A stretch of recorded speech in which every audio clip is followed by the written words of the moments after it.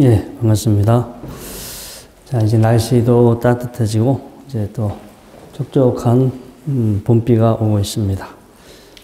또 궂은 날씨에도 이렇게 또 많은 분들이 와주셔서 감사드립니다. 오늘 이제 이 직지 강의 거의 25번째 시간이 되고 있고요. 요즘 뉴스를 보면 그 사이비 종교에 대한 좀 이슈가 있어요. 보셨어요? 보신 분도 있고 안 보신 분도 있고 아무튼 요즘 하여튼 언론에 보면 약간 사이비 종교에 대한 지금 어떤 프로 때문에 그래서 여기저기 좀 약간 시끄럽습니다. 자, 그런데 사이비 종교는 최근의 일일까요? 아니면 예전에도 있었을까요? 예전에도 있었죠? 늘 있었어요. 늘. 그러면 사이비 종교는 앞으로 없어질까요? 아니면 앞으로도 계속 있을까요? 계속 있을 것 같죠? 여러분들 지금 본인들은 사이비인 것 같아요? 사이비가 아닌 것 같아요? 아닌 것 같아요? 아, 사이비, 이게 사이비가 뭐라고 정의하기 나름인데, 요만큼은 사실이야.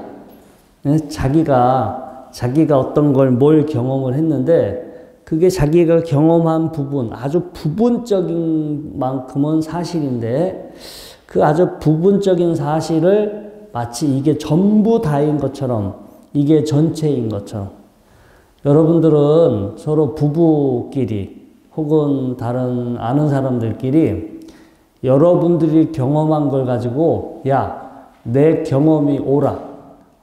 내 경험이 옳고 지금 당신 경험은 틀려. 이렇게 그런 걸 가지고 혹시 다퉈본 적이 있어요? 있죠? 분명히 내가 경험한 게 맞는데 상대방은 틀리다 하고, 그래서 내가 상대방한테 내게 맞아 라고 상대방하고 그렇게 싸웠던 경우가 있을 거예요. 여러분들도 사이비예요. 어떻게 자기 경험이 그게 절대적으로 옳아?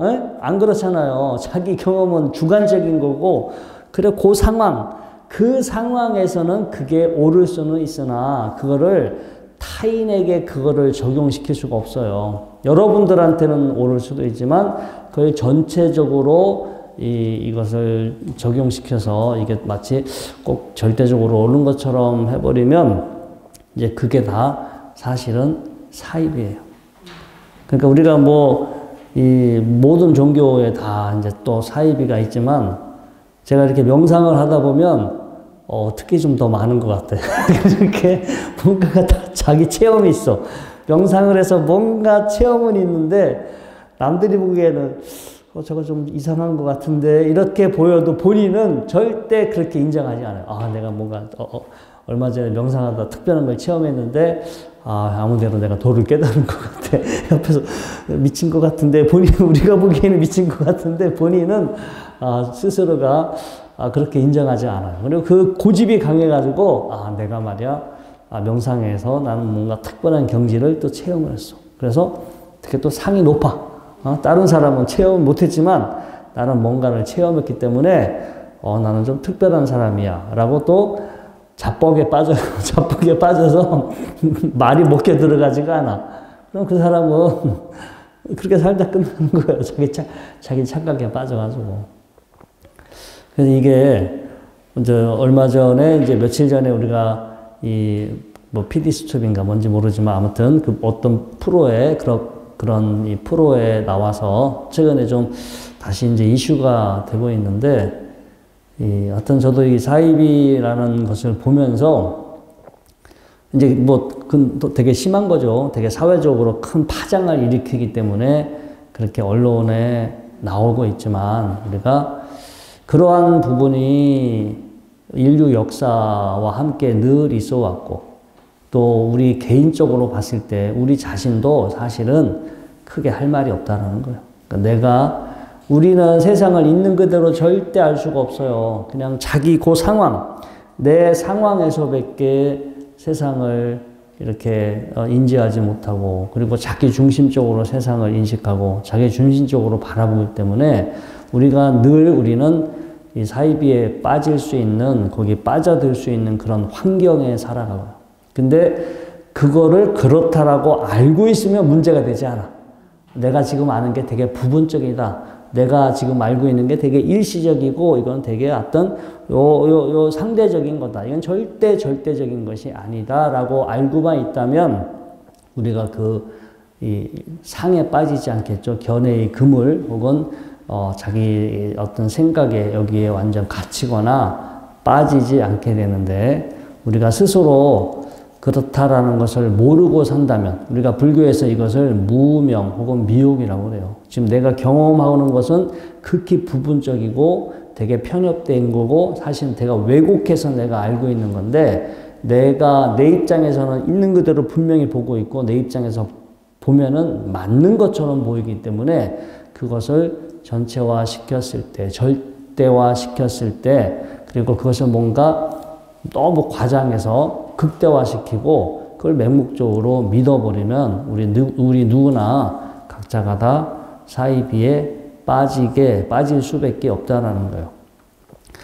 이제 요즘 여러분들이 이 법회에 오거나 또 유튜브 강의를 듣거나 어디 뭐 불교대학이나 대학원에 입학해서 공부를 하잖아요. 그러면 거기 보면 다 교재들이 있어, 교재들. 예? 무슨 불교 역사, 불교 문화, 뭐 불교 개론, 가령 예를 들어서 수많은 교재들이 있거든요. 그러면 거기 나와 있는 그 교재들은 과연 절대적으로 옳은 걸까요? 사실일까요? 사실이라고 믿으면 그 사입이요. 그러니까 이게 책을 여러 권 읽으면 책이 달라요. 이게 이 저자마다 견해가 달라. 그래서 이 저자는 이렇게 얘기하고 있고 저 저자는 이렇게 얘기하고 있구나. 똑같이 불교 역사를 하더라도 인도 사람이 쓴 불교 역사, 일본 사람이 쓴 불교 역사, 서양 사람이 쓴 불교 역사 완전히 논점이 달라요. 서로 바라보는 시각이 달라. 그래서 우리가 더 많은 정보를 우리가 알아야 약간 부분적으로 알고 있는 것에서 좀 더 넓게 바라보고 어느 한쪽에 빠지지 않게 되는데, 시간이 없잖아요. 시간이 없으니까 그냥 남이 하는 말, 또 어떤 그냥 책 한 권 읽고 나서 마치 그것이 전부 다인 것처럼 생각해버리고, 그래, 이게 불교는 이런 거야, 불교 역사는 이런 거야 라고 머리에 한번 탁 박혀버리면 정말 고치기 힘들어요. 고치기 힘들고, 아무튼 그런 것들이 훗날 자기 성장을 발전시켜. 자, 여러분들, 역사라는 것은 정해져 있는 걸까요? 아니면 변하는 걸까요? 변하는 거죠. 역사라는 것은 만들어진 거예요. 사람들이 뭔가를 경험하면서 뭔지 모르지만 뭐 경험을 해가면서 그게 시간이 지나서 기록되면은 역사야. 그것도 기록하는 사람 마음에 따라 다 다르게 기록될 수도 있고, 뭐 지금 저쪽에 러시아하고 우크라이나하고 싸우고 있지만 저 전쟁을 역사가들이 기록할 때, 자, 우크라이나 편에서 기록하느냐, 러시아 편에서 기록하느냐에 따라 완전히 다르게 기록되겠죠. 그러니까 이게 있는 사실이 시간이 지나서 어떻게 정리가 되면 역사가 되지만, 그것도 누가 정리하느냐에 따라 완전히 다르게 기록될 수가 있어요. 근데 우리가 역사라고 하는 것은 만들어지고 있고, 지금 우리가 만들어 가고 있고, 앞으로도 만들 거예요. 그런데 정해진 게 아니라는 거예요. 그게 100년 전에는 이랬지만 100년 후에 다시 그 역사가 다시 이게 규정될 수 있어요. 지금은 큰 스님인데 100년 지나서 큰 스님이 아닐 수도 있어. 가령 지금은 되게 저분이 큰 스님인 것 같은데 100년 지나서 시대가 바뀌면 그 사람의 어떤 평가가 또 달라질 수도 있고요. 제가 유튜브에서 요즘 제가 방송대를 다시 입학해서 이게 고전 읽기 뭐 이런 공부를 하고 있는데, 그것 때문에 다른 자료를 이렇게 봤어. 이렇게, 공자님의 일생, 그런 어떤 다른 약간 사이드로 제가 이렇게 봤는데, 이 공자님이 원래부터 그렇게 유명한 분은 아니었대요. 그러니까 이제 아버님이 되게, 공자의 아버지가 되게 나이가 많았고, 어머니는 엄청 젊은 그 어머님이었잖아요. 그 첫 번째 부인은 아니었지만, 아무튼 일찍 어머니가 돌아가시고, 아버님이 돌아가시고, 친정이죠. 어머님 집에서 살게 되는데, 그 집이 그 무당이었죠, 무당. 그 제사를 지내주는 무속인이었고, 그래서 맨날 제사만 지내는, 어렸을 때부터, 갓난아이 때부터 맨날 제사 지내고 있는 그런 환경에서 자라기 때문에, 공자님이 잘하는 건 뭐냐? 제사 지내는 거. 그렇잖아요. 맨날 보고 배운 게. 그래서 제사 지내는 거에 되게 어렸을 때부터 그게 경험이 되게 많았고, 꼭 제사 지내는 거. 다른 데는 어떻게 제사 지낼까? 우리는 이렇게 지내는데, 다른 동네는 제사를 어떻게 지낼까 해서, 다른 데 제사 지내는데 관심이 많아서, 그런 거에 더 이제 정보를 많이 알게 되고, 일종의 나중에 제사 전문가였어. 그러니까 제사를 어렸을 때부터 그런 집안이었고 늘 거기에 관심이 있다 보니까 제사 전문가 일종의. 그래서 이제 그때는 제사 전문가였고, 뭐 이렇게 어느 정도 이렇게 그분을 따르는 무리가 있었고, 공자님이 살아 계실 때는 되게 유명하거나 크게 성공한 인물은 아니었죠. 근데 이건 뭐 학자들마다 이건 생각이 다른데, 인위적으로 이렇게 뭔가가 좀 띄워졌을 수도 있다. 한 나라가 새로 시작되면서, 야, 우리나라의 어떤 일을 대표할 수 있는, 뜻을 세울 수 있는 어떤 사상을 하나 만들자라고 하면서 이제 이 공자님을 간택을 하게 되고, 그럼 국가적으로, 야, 우리나라 국가를 대표하는 어떤 대표적인 사상가인데, 이게 너무 인생이나 이런 게 부실하면 안 되잖아요. 그 스토리가 있어야지. 스토리가, 이게 뭔가 모든 사람들이 이렇게 인정해주고 공경해줄 만한 뭔가 스토리도 필요하고, 그분의 말씀이나 이런 것들을 다시 후대의 그 학자들이 왕명에 의해서 다시 이렇게 정리한 게 지금 우리가 읽고 있는 뭐 논어 뭐 그런 거 있잖아요. 대학이라든가 이런 것들이 그때 자체가 아니라 한나라 시대에 국가적으로 통치 이념으로 그거를 만들면서 다시 새롭게 해석되고, 새롭게 일종의 이제 거의 뭐 원저자의 생각도 있지만 후대 사람들이 국가의 어떤 통치 이념이나 이런 거에 따라서 이제 후대 사람들이 엄청나게 이제 가공이 들어갈 수 있다라는 거예요. 이것도 하나의 설입니다. 하나의 설인데 아무튼 제가 이제 그런 걸 보면서 이게 하여튼 역사라는 거가 꼭 그때 있는 그대로 사실이 아니라 이렇게 만들어지기도 하고, 정말 시절 인연을 잘 만나면 별 볼 일 없는데 갑자기 그게 확 이렇게 될 수도 있고, 정말 대단한 가치를 가졌는데 아무도 관심을 갖지 않으면은 뭐 별로 아무것도 아닌 것으로 그냥 그렇게 이제 잊혀질 수도 있는 거죠. 되게 이제 아이러니인데, 아무튼 우리가 경험하는 것, 현재 우리가 지금 여러분들은 있는 그대로 보고 안다라고 하지만, 우리는 우리가 보고 아는 거와 실제 작용하고 있는 현실하고는 달라요. 이 세상은 뭐가 뭔지 모르지만 알아서 잘 돌아가고 있어. 뭐가 뭔지 모르지만 지금 이 세상은 순리대로 잘 돌아가고 있는데, 우리가 머릿속으로 지금 이해하고 알고 있는 거와 실제 현실하고는 엄청나게 거리가 있어요. 엄청나게 거리가 있는데, 어떤 사람들은 지금 자기가 보고 이해하는 거가 전부 다인 줄 알아. 세상이 자기 생각대로 이렇게 돌아가고 있다고 생각하는 사람들이 많아요. 그런 또라이들이 역사적으로 많았고, 우리는 학교 교육 시간에 그런 사람들의 내용을 또 공부를 해요. 그래, 안 그래요? 그렇잖아요. 이게 역사를 배우고 무슨 철학을 배우고 뭐 문화를 배우면 다 그런 축적된 그런 경험들, 인류의 경험이죠. 다 어떤 사람은 이렇게 세상을 봤고, 어떤 사람은 이렇게 세상을 봤고, 어떤 사람은 이렇게 세상을 봤고, 많은 사람들이 자기 나름대로 세상을 보고 해석했던 것들을 우리가 이제 특히 뭐 철학사나 이런 거 보면은 다 저마다의 주장이 있잖아. 지금도 철학자들이 있어요. 지금도 또 현대의 철학자들은 자기 나름대로 세상은 이렇다, 뭐 인간의 마음은 이렇다라고 끊임없이 이렇게 정의를 해요. 근데 그런 작업은 필요해요. 왜냐?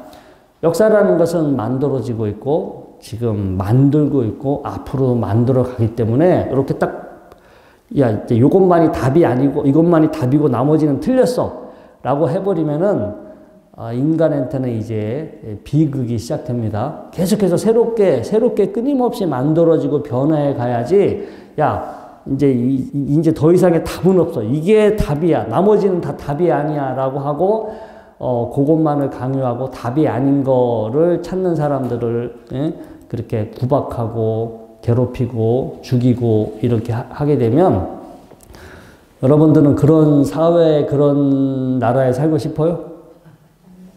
안 살고 싶죠? 우리나라 조선시대 때는 어땠을까요? 조선시대. 조선시대는 사실 국가적으로 사입이에요. 그쵸? 하나의 사상, 하나의 어떤 뭐 대체적으로 어떤 하나의 논리나 이런 것들을 탁 이게 정답이다라고 제시하고 거기에서 벗어나면 다 사야 거의 죽였어요. 그냥 다 사야. 지금도 중동도 그렇죠.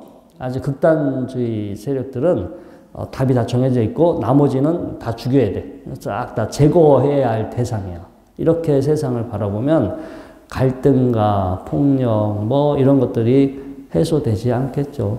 그래서 어차피 우리는 이상적인 전체적인 답은 몰라요. 우리가 아무리 노력을 해도 우리가 아는 거와 지금 벌어지고 있는 현실하고는 엄청난 괴리감이 있고 앞으로 수많은 세월 동안 과학자나 철학자나 수행하는 사람들이 계속 연구를 해서 아직 이제까지 인간이 알지 못했던 많은 영역들을 알아갈 것이고 그런 어떤 우리 지식과 정보가 축적되어 갈수록 인간의 생각이 조금씩 달라지겠죠. 근데 이것이 뭐 하루 이틀 안에 그게 해결될 수 있는 것도 아니고 과학에서도 세상을 작용하는 가장 하나의 완전한 이론을 찾으려고 그렇게 해도 이게 뭐 전자기력이라든가 중력, 전자기력, 약한 핵력, 강한 핵력해서 뭔가 사물이 작용하는 힘들이 부분적으로는 다 우리가 알고 있으나 그 모든 것들을 아우를 수 있는 전체적인 아직 이론은 여러 가지 설은 나왔지만 나오지 않았어요. 이제 언젠가 또 이제 시간이 지나면 나올 수도 있겠지만 아무튼 앞으로 인류는 앞으로도 계속해서 노력을 해나갈 것이고요. 그런데 지금 우리가 보고 아는 이것을 절대적으로 생각하고 이걸 맹목적으로 믿어버리고 그리고 자신이 경험한 것을 절대화시키고 전체화시키고 그 안에 갇혀버리면 본인도 괴롭고 상대방도 괴롭게 한다라는 거. 그래서 현재 자기를 이렇게 봐야 돼. 있는 그대로 내가 지금 보고 듣고 느끼고 하지만 극히 제한돼. 내가 보는 것도 제한돼. 듣는 것도 제한돼. 똑같은 자리에서 똑같이 보고 듣는데 다 달라. 뭐 요즘 우리나라에서 야구하고 있는데 지금 이렇게 야구 같은 경우도요. 아니 공하고 사람하고 똑같이 도착했어. 네? 공하고 사람하고 똑같이 거기에 일루에 도착을 했으면 그게 공격하는 사람 입장에서는 세이브에 아웃이에요. 그게 비슷하게 보이면 공격하는 사람 입장에서는 살았다고 하고 수비하는 입장에서는 죽었다고 그렇게 봐. 같은 장면인데 내가 어떤 처하느냐에 따라 그게 다 달라요. 지금 오늘 이렇게 모처럼 비가 와서 약간 날씨가 우중충한데 어때요, 여러분들? 이 날씨가 지금 여기 계신 분들은 지금 이 날씨를 똑같은 심정으로 바라볼까요? 아니면 각자 바라보는 심정이 다 다를까요? 다 다르죠? 어떤 분들은 정말 처량하고 쓸쓸하게 볼 수도 있어요. 어떤 사람은, 아이고, 이제, 가물었으니까, 이게 내려서 좀 이제 좀 건조한 게 사라져서 편안해지겠지. 그리고, 이제 좀 꽃도 피고 봄 날씨가 되겠구나 해서 긍정적으로 바라볼 수도 있고, 똑같은 상황이지만 이것을 부정적으로 바라볼 수도 있고. 그러면 이 상황을 처량하고 구슬프게 이렇게 바라보는 사람이 문제인 거예요? 긍정적으로 바라보는 게 문제인 거예요? 둘 다 문제인 거예요. 둘 다 그건 답이 없어. 이렇게 볼 수도 있고, 저렇게 볼 수도 있는 거지. 그거는 여기 오기 전에 아침에, 저녁에 잠을 어떻게 주무셨느냐, 아침을 드셨느냐, 못 드셨느냐, 뭐, 많은 변수에 따라서 지금 이 상황을 바라보는 것은 달라요. 그래서 이 현상을 꼭 이 절대화시키거나, 실체화시켜서 바라보지 않고, 조건이 만나서 만들어지고 있고 변화하고 있고 달라지고 있고 사라지는 것이다 라고 본다면 사람이 어딘가에 갇히지 않고 더 성장할 수 있고 발전할 수 있는 어떤 그런 여지가 남게 되죠. 또 하나는요, 이제 좀 남의 얘기를 너무 믿지 말고 좀 스스로 주체적으로 공부하고 주체적으로 관찰하고 주체적으로 이해하는 능력을 키우셔야 돼요. 스스로 뭔가 그렇게 공부하는 어떤 거를 공부하고 통찰하고 이해하는 능력을 키우지 않으면 그냥 남의 얘기 믿어야만 돼. 저도 이렇게 절에서 출가해서 스님이 돼서 공부하고 설법을 하지만 제 얘기도 지금까지 제가 공부하고 제가 이해한 수준대로 하는 거지 이게 제가 도를 깨달은 것도 아니고 부처님 당시는 정말 그래서 이 경전에 결집을 할 때는 반드시 아라한들만 참여를 했잖아요. 왜냐하면 완벽하게 이해했고 완벽하게 이해해서 왜곡하거나 오해할 소지가 없게 하기 위해서 아라한들만이 결집을 할 때는 아라한들만이 결집에 참여를 하게 했거든요. 근데 뭐 저 같은 경우도 요즘 저가 유튜브도 오디오 대장경 하고 있는데 이제 가끔씩 악플이 뭐 올라와 왜 이따위로 번역을 했냐고. 그러면 저는 제가 하고 싶은 대로 번역을 했으니까 제 마음대로 하니까 저는 뭐 그게 재밌지만 어떤 분들은 그게 너무 마음에 안 든 거예요. 왜 저렇게 자기 멋대로 번역을 하냐고 못마땅해 하시는 분들이 있어요. 근데 아무튼 그거는 제가 절대적으로 완벽하게 번역할 수 없어요.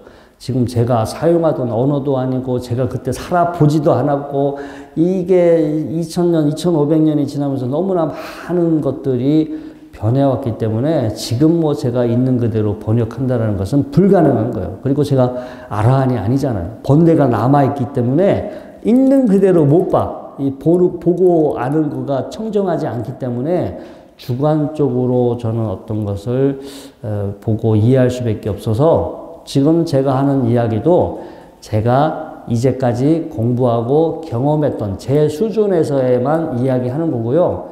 제가 이 똑같은 내용을 한 1년 뒤에 다시 강의한다면 반드시 달라질 거예요. 지금 오늘처럼 강의 안 할 거예요. 왜냐하면 오늘처럼 강의한다 그러면은 제가 좀 노른 거고 만약에 1년 뒤에 이 강의를 했는데 지금과 또 다른 내용으로 좀 업그레이드해서 한다면 뭐 제가 나름대로 열심히 공부를 한 거고 저도 계속해서 이렇게 성장해 가려고 더 이제 공부를 하려고 좀 애를 쓰고 그 하나의 일환으로 이렇게 이제 법문을 하고 이렇게 법회를 하고 있는데 이제 저 이야기도 저의 주관적인 이제까지의 경험이고 그렇다라고 여러분들이 알고 계셔야 돼요. 누가 유명한 사람이 야, 큰 스님이 이렇게 얘기했더라. 누가 유명한 사람이 이렇게 얘기했더라. 누가 학자가 이렇게 얘기했더라고.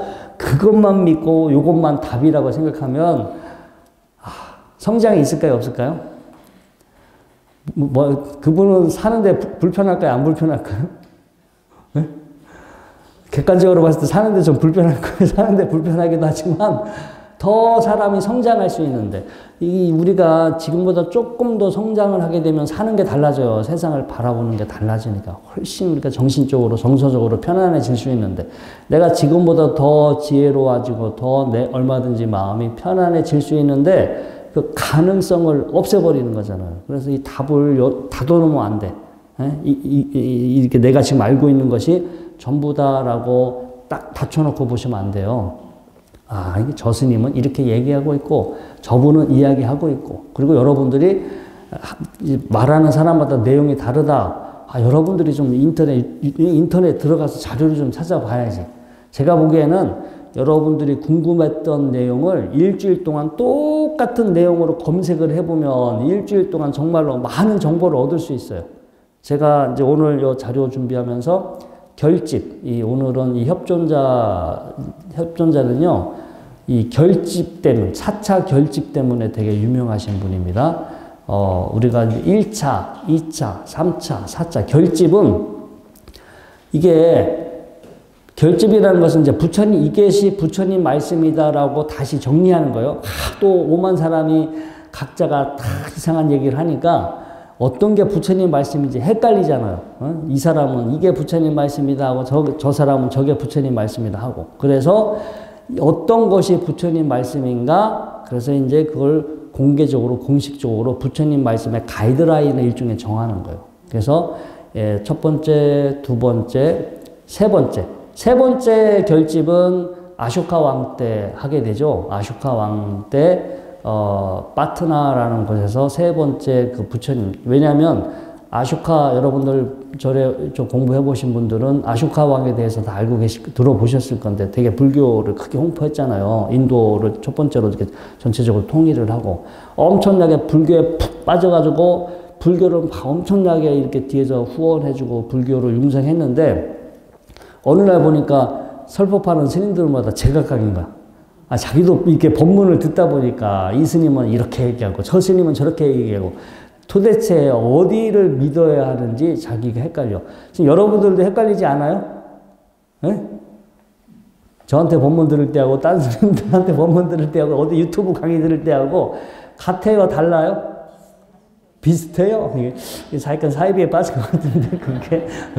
아니, 분명히 내용이 다른데 왜 서로 논지가 다르단 말이에요, 논지가. 불교를 정의하는 거가 다 다른데.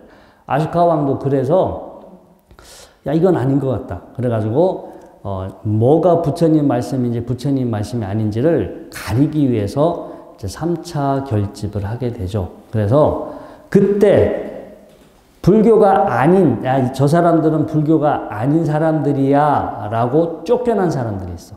되게 큰 세력을 가지고 있음에도 저 사람들은 불교가 아니야 그래서 인도의 그 북서부 지방, 간다라 지방, 그 지금 이 어떤 그 인도 파키스탄 접견 지역 그쪽 그 위쪽 지역으로 쫓겨난 사람 파가 설일체유부예요. 설일체유부. 그러니까 이 사람들은 아공, 법유, 뭔가 개별적인 나는 없어. 개별적인 자아나 이런 건 없는데 나나 우리 인간이나 이 만물을 구성하고 있는 기본 요소들이라는 게 있어요. 5위75법이라고 하는데 개별적인 자아는 없지만 이 만물을 구성하는 어떤 기본적인 어떤 그 요소들은 기본적인 요소들은 실제로 존재한다. 그런 것들이 이렇게 인연이 모여서 이렇게 지금 모든 것들이 있는 것처럼 보이고 이렇게 작용한다. 그러니까 분명히 아공, 개별적인 나는 없지만 만물의 존재를 이루고 만물을 작용하게 하는 어떤 그 근본적인 요소들은 존재한다. 이렇게 주장하는 파가 설일체유부입니다. 훗날 용수보살은 아공, 법공, 나도 없지만 만물을 구성하고 있는 그 기본 요소도 그 또한 하나의 관념이지 그런 것들이 본래 있는 것이 아니다 해서 용수가 이제 또 설일체유부를 비판하게 되죠.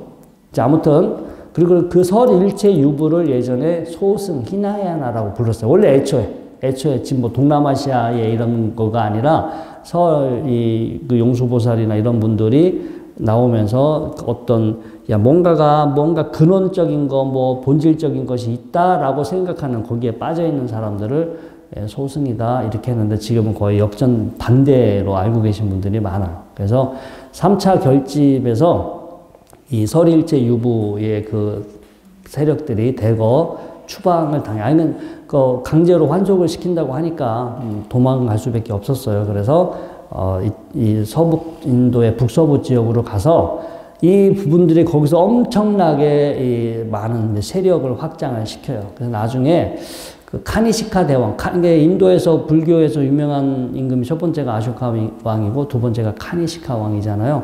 역사적으로 현존했던 인물이고 이 카니시카 왕은 그리스 계통의 어떤 그 민족 사람인데 아무튼 유일하게 불교에 폭 빠졌어요. 불교에 혼자 이렇게 폭 빠져가지고 그래서 불교를 많이 후원을 해주는데 이분 또한 마찬가지. 이 스님들마다 하는 얘기 또 다 달라. 다 달라서 이분 또한 마치 다시 결집을 합니다. 근데 이분은 결집할 때 설일체 유부 중심으로 해요. 아까 설일체 유부는 그 전에 아쇼카왕 때 저기 결집하다가 쫓겨났잖아요. 거기서 불법이 아니다. 불교의 적자가 아니다. 불법의 적자가 아니다 해서 이쪽은 이제 배척됐다면 설일체 유부가 그 인도의 북서부에서 주도권을 잡았기 때문에 카니시카 왕 때 결집을 할 때는 또 설일체 유부의 논리가 그게 부처님 말씀이고 나머지는 또 부처님 말씀이 아닌 것처럼 또 배척을 당합니다.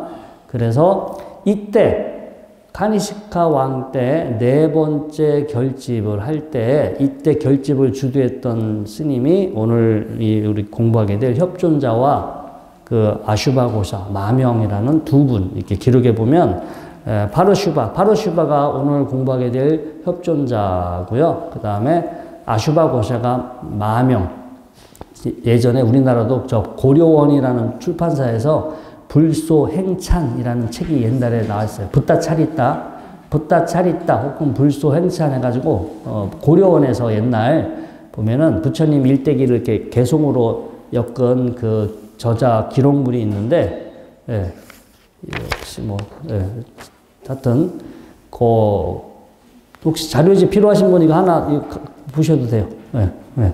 그래서 불소행찬 그다음에 붓다 차리다를 그 마명이라는 아슈바고사 이분이 쓴 겁니다. 써서 우리나라에도 그렇게 김달진 선생님이 번역을 했는데 제가 그 번역을 앞부분을 보니까 좀 실망스러워서 그 마야라는 부분을 어떤 그 부처님 어머님과 아버님의 이름을 그 인도말로 원래 알고 있으면 되는데 그걸 정반항 뭐 이렇게 한문을 하다 보니까 한문에 있는 그 뜻으로 해석을 해놔가지고 되게 어색해요. 여러분들 반야라는 말은 이거 우편을 찾아봐야 돼요? 아니면은 찾아볼 필요가 없는 말이에요? 우편을 찾아보면 안 되죠? 왜냐면 소리 나는 대로 적은 거예요. 소리 나는 대로 적은 거기 때문에 반야를 우편 찾아가지고 반자가 무슨 반자야? 그 다음에 야가 뭐야? 아니면 여러분들 기하학이라는 말을 우편 찾아보면 돼요? 안 돼요? 양주동 박사가 그것 때문에 몇 년을 혈압 올랐잖아. 이게 오편을 어찌야. 이게 어찌하가 뭘까라고 그 오편에 있는 그 단어 가지고 그걸 이해하려고 하다가 영어로 영어로 봤으면 그래. 지오메트리를 기하라고 소리 나는 대로 적었구나. 이렇게 됐으면 딱 문제가 해결됐는데 영어로 지오메트리를 그걸 먼저 모르고 기하학이라는 말만 했으니까 어찌하 이게 왜 이렇게 했을까라고 엉뚱하게 파고 들어가서 그렇게 생고생을 했었죠. 그런데 아무튼 여러분들 지금 책이 절판돼서 없지만 이 도서관에 가서 보면 이제 영어로는 이미 지금 다 번역이 인터넷에 다 나와 있습니다. 붓다 차리다 영역본은 다 이제 있고요. 한글 번역본은 한 40년 전에 고려원에서 김달진 선생님이 번역은 우리나라에서 하여튼 됐습니다. 아무튼 그 책을 쓰신 분이 아슈바고사 마명인데 이 붓다 차리타라는 그 책에 보면 거기에 나와. 그 붓다 차리타 맨 끝에 부분에 이 협존자, 자기가 협존자를 만나서 불교로 개종했다는 말이 나와요. 그 마명이라는 분이 이제 원래 우리 지금 직지에서는 다음 조사예요. 지금 곧바로 제자가 아니고 그 협존자 바로 분하야사를 만나고 분하야사가 또 다시 마명이라는 분을 또 제자로 하게 되는데 그 마명 그 붓다차리타의 끝부분에는 자기가 협존자를 만나서 불교를 개종했다 이런 표현이 나오기 때문에 그리고 결집의 역사에서는 4차 결집을 협존자와 마명, 그러니까 파르샤바하고 아슈바고사 두 분이서 주도적으로 했다고 했기 때문에 두 분 다 동시대 인물이거나 아니면 이제 협존자에 의해서 불교를 개정했다고 하니까 아마 그 마명 그 보살이 마명존자가 협존자의 바로 제자가 되지 않을까. 그리고 4차 결집은 두 개입니다. 1차, 2차, 3차까지는 하나지만 4차 결집은 스리랑카에서 결집한 것도 4차 결집, 저 간다라 지방에서도 결집한 것을 그것도 4차 결집, 그것도 4차 결집. 그래서 4차 결집은 두 개로 나와 있어요. 스리랑카에서 이제 이렇게 기근이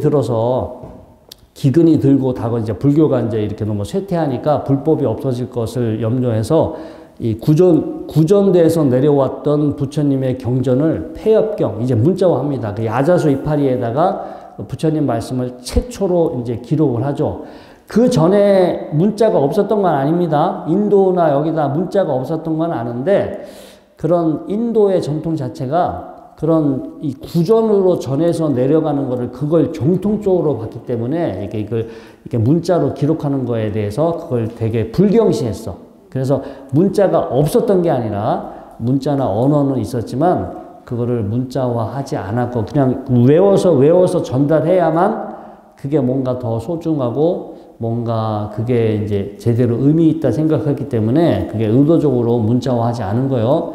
우리 절에서도 그래서 촛불 켤 때 나이타 써요? 성냥 써요? 나이타 쓰면 문제 있어요? 제가 어디 시골에서 법회 보는데, 저기 내가 어디라고 얘기는 못하지만 시골에 법회 보러 갔는데 촛불이 켜져 있길래 나이타로 켰는데 노보사님한테 야단 맞았어요. 스님 어떻게 성냥으로 켜야 정성스럽게 성냥으로 촛불을 켜야지 어떻게 나이타로 쉽게 그렇게 촛불을 켜냐고. 그래서 내가 뭘로 키든 키기만 하면 되지. 이거 굳은 날 되면 성냥 켜지지도 않아요. 성냥도 안 팔아. 요즘은 성냥도 안 팔고, 그거 굳은 날 되면은 얼마나 켜지지도 않고, 그냥 나이타로 쉽게 키면 되는데, 나이타로 키면 큰일 나는 줄 알아. 근데 옛날 인도에서도 그랬단 말이에요. 이게 부처님 말씀을 그냥 이렇게 기록을 해놓으면 되는데, 일단 기록을 해놓으면 또 이렇게 기록하는 사람마다 혹시 바꿔서 할까봐 일단 왜곡의 요지가 더 커요. 암기보다 이 특정한 음률에 맞춰가지고 탁탁탁 맞춰서 암기를 해버리면 내용을 바꿔버리면 뭐가 안 맞아. 그리고 암기하고 있는 사람들이 때때로 모여서 서로 합성을 해버리면 엉뚱하게 암송하고 있는 사람이 딱 걸러지거든요. 근데 이제 이 문자로 기록하게 되면 전부 다 저마다 다 이제 걷다가 자기 식대로 기록해버리면 이제 사실은 그러면서 불교의 왜곡이 들어가지. 아무튼 그래서 문자로 적는 걸 되게 경계했는데 그때 당시 스리랑카 상황이 너무 힘들었어요. 스님들도 없어. 국가적으로 아주 오랫동안 가뭄하고 기근이 겹쳐서 다 먹고 살기 힘들어서 절 자체가 거의 이제 없어지다시피 하니까 야, 이렇게 돼버리면 부처님 경전을 외우고 있는 스님들 자체가 사라져서 불교가 사라지니까 어떻게 해서든지 이거 기록으로 남겨야 된다 해서 제 4차 결집에서는 아무튼 폐엽경, 이제 야자수 이파리에다가 그렇게 지금 기록을 하고 있어요. 특이하게도요, 스리랑카 가면은 그렇게 야자수 이파리에 지금도 기록을 하고 있고요. 여러분들이 가시면 구입을 할 수 있어요. 그래서 내가 요즘 제발 좀 컴퓨터로 하세요. 컴퓨터로. 근데 그분들은 지금도 야자수 이파리에 해요. 저도 한지를 가서 오랫동안 보관하고 있었는데 이사 다닐 때마다 너무 짐이 돼. 이게 내가 지금 그 글자를 읽을 수 있는 것도 아니고 단지 상징, 야자수 이파리에 정성스럽게 한 거라서 되게 상징성은 있지만 이사 다닐 때 너무 귀찮아서 이제 어떤 다른 분한테 제가 기증을 했어요. 근데 그분 잘 보관하고 계시는가 모르겠지만 지금은 제 컴퓨터 파일 속에 요즘은 얼마나 좋아요. USB 하나에 다 들어가니까 이제 요즘은 문자와 방식이 바뀌긴 했지만 아무튼 이 결집이 우리가 협존자는 네 번째 저쪽 그 북방 그 간다라 지방에서 4차 결집을 주도했던 인물이기 때문에 되게 이제 의미가 있고요. 그 다음에 결집은 4차 결집은 스리랑카에서 한 거와 저 간다라 지방에서 한 거 두 가지 버전이 있다는 걸 알고 계셔야 돼요. 이거 교재에 따라 스리랑카를 4차로 해놓은 교재가 있고 간다라 지방 걸 4차로 해놓은 데가 있어요. 다 봐야 돼요. 양쪽 다 4차로 봐야지 어떤 하나의 교재만 봐버리면 하나를 빼뜨리게 돼. 그래서 이 4차 이 결집이 두 가지가 있다. 이렇게 이제 보시면 되고요. 자, 이제 본문 간단하게 한번 보겠습니다. 자, 이제 우리 28분의 서천죽 조사 중에 이제 10번째 조사가 협존자입니다. 자, 제10조 협존자가 장차 태어나기 전 그의 아버지가 꿈을 꾸었는데, 협존자는 이 직전에 우리 저번 주에 공부했을 때 몇 년 동안 뱃속에 있었다고 했어요? 일주일 만에 다 잊어버리셨또? 60년 동안 어머니 뱃속에 있었다고 했죠. 그래서 난생이라는 그 아버지의 이름이 한계였고, 그래서 그 아들, 그분의 이름이 다른 말로 난생이라고 했죠. 근데 아무튼, 뒤에 설이 나왔는데, 어머님 뱃속에 60년이 있었다는 설도 있고, 그 다음에 대당 서역기에서는 나이 60살에 출가했다. 라는 그렇게 나와 있어요. 60살에 출가를 했는데, 너무 늦게 출가해서 젊은 스님들이 핀잔을 줬대요. 아이, 스님 지금 너무 출가하기에 너무 늦어서 지금 이 나이에 무슨 공부를 하겠냐고 젊은 스님들이 나이 60 먹어서 출가한 그 협존자한테 옆에 핀잔을 주니까 이 스님이, 야, 내가 기필코 불법을 통달하고 육신통을 얻고 내가 모든 도를 성취하고 말겠어 라고 하도 이제 젊은 스님들이 나이 먹어 출가했다 뭐라 하니까 독한 마음으로, 지금으로 치면 장자부라, 바닥에 눕지 않고 독한 마음으로 수행해서 3년 만에 깨달았대요. 대당 서역기는 이렇게 나와요. 바닥에 눕지 않고, 그러니까 여기 이 협이라는 말이 이 옆구리 협이잖아요. 옆구리 협인데, 이 파르샤바라는 인도말도 옆구리라는 뜻이거든요. 그래서 늦게 출가해서 시간이 없잖아. 시간이 없어서 이제 모든 걸 다 걸고 이렇게 그냥 열심히 용맹정진을 하셔서 바닥에 눕지 않고 수행을 하셨기 때문에, 그래서 협존자, 옆구리, 우리나라로 표현하면 옆구리 스님이에요. 아무튼 별칭이긴 한데, 자, 이 협존자가 장차 태어나기 전 그의 아버지가 꿈을 꾸었는데, 한 마리의 하얀 코끼리가 등 위에 하나의 밝은 구슬을 얹은 보화를 싣고 문으로 들어오는데, 그 빛이 사부 대중을 두루 비추었다. 그 꿈에서 깨어나자 곧이어 아기가 태어났고, 훗날 복태 밀다, 이 절의 스승이죠. 붓다 믿다. 붓다 믿다인데, 원래 인도말로 붓다 믿다인데, 한문으로 복태 밀다라고 했어요. 붓다 믿다 존자를 만나 좌우에서 시중 들었고, 잠시도 잠자지 않고 옆구리를 바닥에 대지 않았다. 그리하여 훗날 협존자라 불리게 되었다. 화시국, 이제 그 마우리아 왕조의 그 수도죠. 그 마가다국의 수도, 빠탈리 붓다. 지금 빠트나입니다. 빠트나. 아마 주지씨는 빠트나 가셨을 건데. 아무튼 지금 여기 빠탈리 붓다. 지금도 인도에는 이 도시가 있어요. 빠트나에서 여러분들 인도 성지순례 가시면 거의 대부분 이 도시를 가게 됩니다. 이거 화시국이라는 나라. 여기 바로 빠탈리 붓다에서 교화 활동을 하다가 어느 날 한 나무 아래에서 쉬고 있는데, 분하야사라는 이름의 한 장자의 아들이 존자에게 합장하고 앞에 서 있었다. 협존자가 그대는 어디서 왔는가라고 물었다. 분하야사는 자신의 마음은 가는 것이 아니라고 답했다.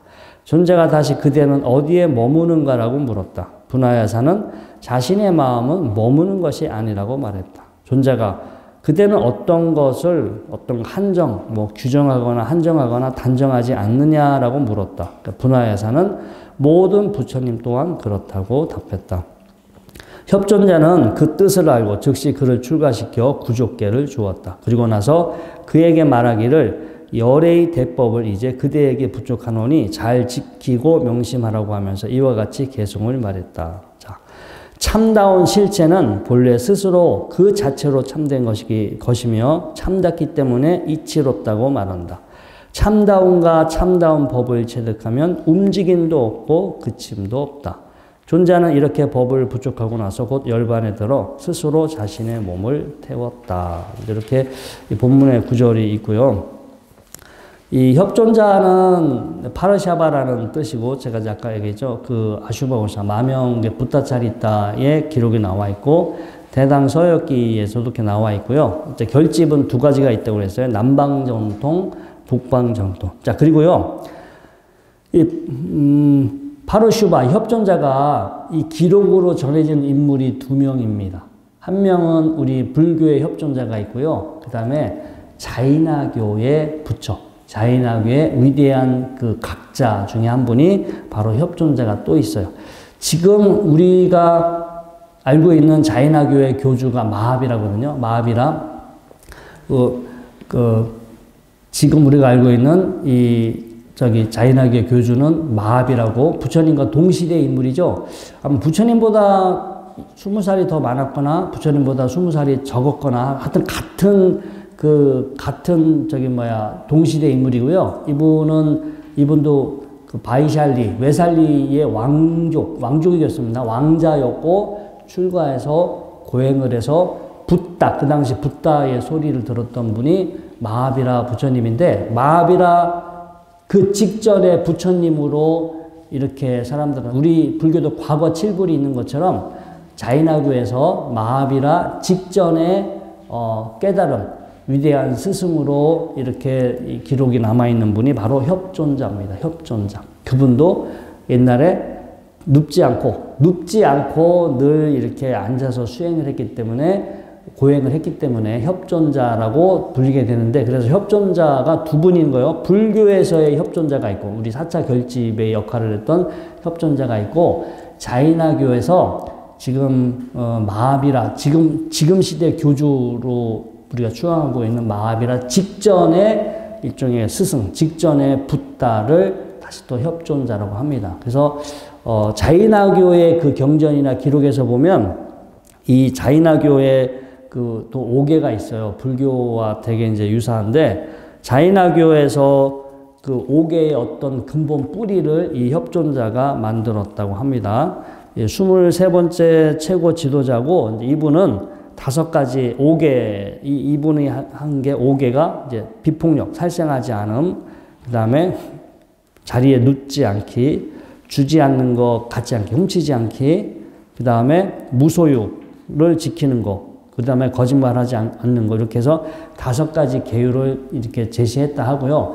지금 자인하교에서 5개는 불교랑 비슷합니다. 살생하지 않기, 거짓말하지 않기, 훔치지 않기, 주지 않는 것 취하지 않기, 삿된 성행위 하지 않기, 그 다음에 무소유. 이건 불교, 우리는 여기 취하는 거 먹지 말기. 우리 불교에서는 그 술 먹지 말라, 취하는 거 먹지 말라, 마약이나 이런 거 하지 말라고 돼 있는데, 자인하교에서는 그 부분은 없고, 무소유, 소유물에 대해서 집착하지 않게 있고, 그 다음에 이제 여기에 최근에, 나중에 훗날 하나가 더 추가가 돼서, 때 아닌 때 먹지 말기, 어두워졌을 때 음식 먹지 않기가 6번째 항목으로 더 추가가 됐다고 합니다. 그래서 이 협존자는 자인하교 기록에도 나와 있는데, 그분은 아주 옛날 지금 마하비라 그 직전 스승이었던 어떤 그런 인물로 그렇게 자인하교에서 그렇게 추앙을 받고 있습니다. 그래서 이 협존자, 이거 기록을, 협존자라는 걸 우리 직지라든가 뭐 우리 조당집도, 이 조당집에서도 과거 7불 뭐 다 있잖아요. 이 서천축조사 이렇게 다 비슷한 이 맥락으로 스토리들이 다 나와 있는데, 절대 저 중국에서 만든 기록만 보면 안 돼요. 이게 쫙 봐야 돼. 전체적으로, 이게 인도에서 다른 인물이 있었는지, 어떤 그 일화가 있는지, 왜냐면 다 짬뽕됐어. 다 짬뽕돼서 마치 하나의 인물인 것처럼 후대에 설명된 경우가 많아서 이 자료들을 사실은 이제 여러 가지 한꺼번에 볼 필요가 있고요.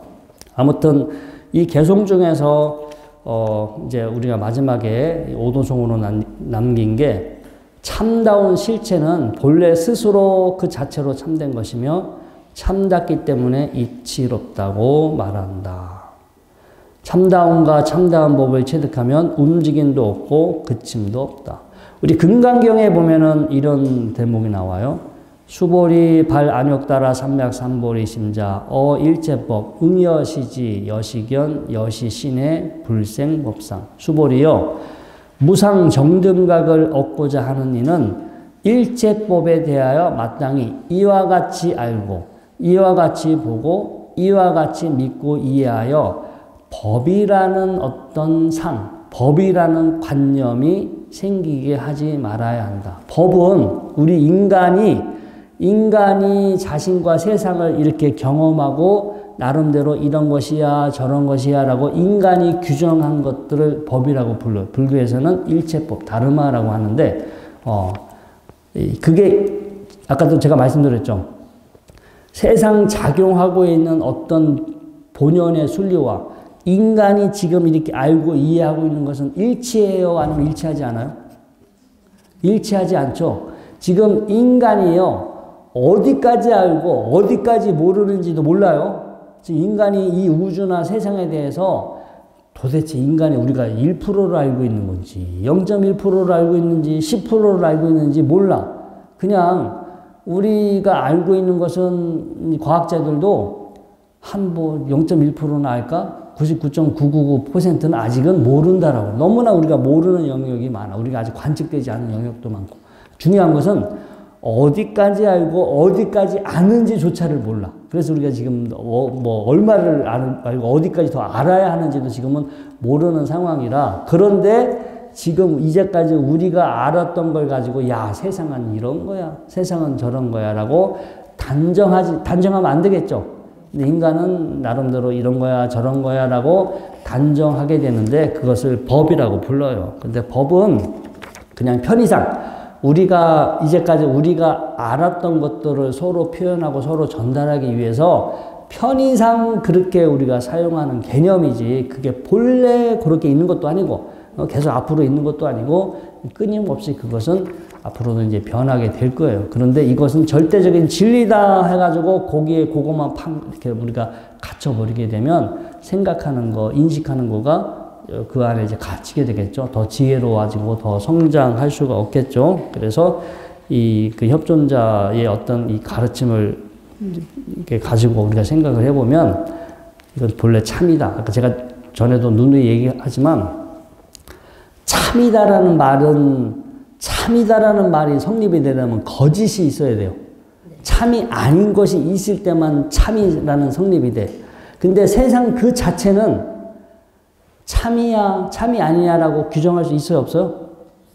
만약에 아까 말한 거짓이 있어야만 참이다라는 성립이 되는데 본래 그것밖에 없어. 본래 그것 어떤 본래의 순리, 본래의 상태만 있다면 그거는 참이든 거짓이든 어떠한 형태로도 규정할 수 없어요.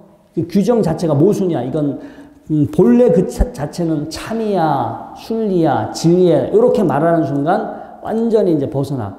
왜냐면 모든 이거 진리다 그러면 진리가 아닌 것이 있어야 되고 참이다 그러면 거짓이 있어야 되고 다 이거 우리 인간의 상이나 관념은 상대적인 거예요. 상대적으로 존재하는 거지 보편적이고 절대적으로 있는 것이 아니라서 본질은 이거다 저거다라고 규정할 필요가 없어요. 할 필요가 없어. 그냥 뭔지 모르지만 그 상태만 있겠죠. 그리고 그 상태는 아직 우리 인간이 있는 그대로 절대 알 수 없어요. 알 수 없고 우리가 기껏해 알 수 있는 것은 특성만 알아요. 특성. 뭔지 모르지만 계속 변한다. 뭔지 모르지만 뭔가 그게 변하고 있다. 두 번째, 이건 내 마음대로 안 된다. 뭔가 변하고 있는데 이게 내 마음대로 멈춰라, 이래라, 저래라 할 수가 없다. 무상, 고가 이제 내 마음대로 되지 않는 거. 그 다음에 무아. 여러 조건이 만나서 작용하고 있는 상황만 있지 뭔가 본질적인 거, 본래부터 따로 있는 게 없다. 그냥 지금 여러분들이 계신 이 건물도요, 우리는 관음전이라 해서 마치 건물이 있는 것처럼 생각을 하지만 이것도 시멘트, 유리, 어떤 여러 가지 재료들이 이렇게 모여있지, 이렇게 모여있도록 설계하시는 분이 저기 앉아 계시긴 합니다. 그죠? 우리 건축가 설계사님, 건사님. 그러니까 설계하시는 분이 이러한 재료를 이렇게 해가지고 그림을 그려놓으면 사람들이 그 그림대로 갖다가 조립을 이렇게 해놓으면 이 건물이 된 거지. 근데 이 본래부터 이 건물이 있는 건 아니죠? 없어요. 이 건물 이제 조만간 헐릴 수도 있어요. 헐릴 수도 있는데, 헐리면 어떻게 돼요? 없어요. 그냥 시멘트, 돌, 유리 이런 재료들이 잠시 모여서 이런 형태로 있다가 다시 우리 주변에 지금 다 헐렸잖아요. 다 헐려서. 제가 보니까 금방 헐리대요. 막 중장비 들어와서 며칠 뚝딱뚝딱 하니까 동네가 사라졌어. 그래서 건물 하나 이거 철거하는 거 얼마 이렇게 오래 되지는 않지만 아무튼 이게 우리가 세상이 이거다 저거다라고 알 수는 없는데 그 특성은 볼 수 있다. 변한다. 내 맘대로 되는 게 아니다. 그리고 조건이 모여서 작용하고 있는 상황만 있을 뿐이지 존재하는 것이 아니다. 그래서 이것을 재무상 일체계고 재범무화, 우리가 삼법인이라고 그래요. 삼특상, 법인, 인자가 도장 인자인데 인도말로 니미따, 특성이라는 뜻입니다. 우리는 도장이니까 꼭 마치 뭐 불변하는 뭔가라고 생각하는데 그 도장 인자가 인도말로 니미따예요. 니미따. 근데 그 니미따가 특성, 캐릭터리스틱, 어떤 거에 특성이라는 뜻이지 우리 뭐 도장처럼 꽉 찍는 그런 개념은 아닙니다. 그래서 원래 인도말로 특성, 세 가지가 보여주고 있는 특성만 잘 알아라. 그 특성을 또 한 가지는 본인 스스로 직접적으로 경험을 해보라는 거예요. 남 얘기 믿지 말고, 남 얘기 듣고 그런 것부터 하고, 그냥 맹목적으로 따르지 말고, 본인 스스로가 자기가 가지고 있는 그 능력으로 정말 그게 맞는가? 우리 반야신경에서도 오늘도 반야신경 했지만 조, 견, 오, 온, 개, 공이라 했잖아요. 이 똑같은 얘기, 똑같은.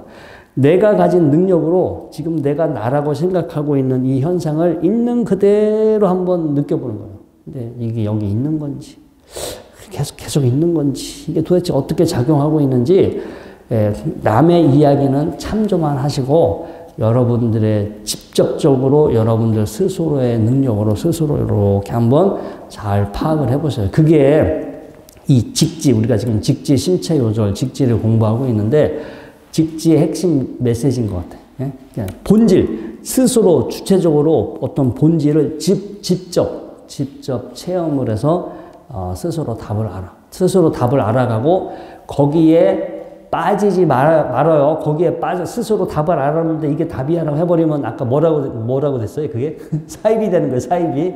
근데 모든 건 그때 조건과 상황에서 만들어지니까. 그렇게 되면 여러분들이 지금 겪고 있는 모든 갈등과 괴로움 뭐 이런 것들도 많이 해소가 될 수 있고 여러분들이 앞으로 더 지혜로워질 수 있는데 크게 도움이 될 것입니다. 자, 오늘 법회는 이것으로 마치겠습니다.